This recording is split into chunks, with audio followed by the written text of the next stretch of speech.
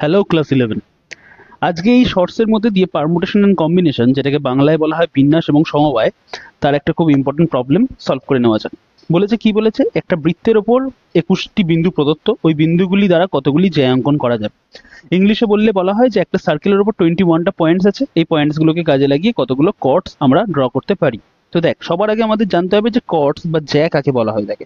জ্যা বলা হয়ে থাকে এই যে বৃত্তের, যেটা বাংলায় যেটাকে পরিধি বলে বা ইংরেজিতে এটাকে সার্কামফারেন্স বলে, এই সার্কামফারেন্সের উপরে থাকা যে কোনো দুটো পয়েন্টকে অ্যাড করে রেখে দিলে একটা জ্যা তৈরি হয়। ঠিক আছে, যে কোনো দুটো পয়েন্টকে একটা অ্যাড করলে একটা জ্যা তৈরি হয়। এমনকি বৃত্তের যেটা যেটাকে ব্যাস বলিস, যেটাকে ইংরেজিতে ডায়ামিটার বলা হয়, সেটাও একটা জ্যা, এবং সেটাকে বলা হয় দ্য লংগেস্ট কর্ড, সেটা সবচেয়ে বড় জ্যা। তার মানে করতে হচ্ছে কি, আমায় মানে যদি একটা জ্যাকে আঁকতে হয়, যে কোনো দুটো পয়েন্টকে আমায় খালি সিলেক্ট করতে হচ্ছে। ওকে, কোনো অ্যারেঞ্জমেন্টের কোনো দরকার নেই, সাজানোর কোনো দরকার নেই, জাস্ট দুটো পয়েন্টকে আমাকে বাছাই করতে হবে। এবার আমার কাছে টোটাল কতগুলো পয়েন্টস দেওয়া আছে? 21টা পয়েন্টস দেওয়া আছে।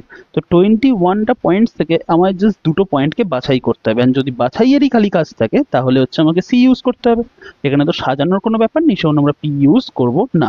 তো 21 C2 কে যদি ক্যালকুলেট করি, তাহলে ওপরে 21 × 20 অ্যান্ড নিচে হচ্ছে 2 × 1। তো 2 আর 20 যদি ক্যান্সেল হয়, তাহলে 10, অ্যান্ড হেন্স হয়ে গেল হচ্ছে 210।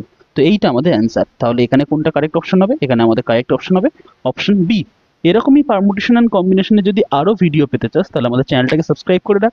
আর যদি মনে হয় পারমুটেশন কম্বিনেশন আমি খুব বেসিক থেকে শিখবো, তাহলে রিলেটেড ভিডিও যেটা আছে সেখান থেকে গিয়ে পুরো পারমুটেশন কম্বিনেশনের সিরিজটাকে দেখে আসতে পারিস। ওকে, অ্যান্ড নেক্সট ভিডিওতে দেখা হচ্ছে।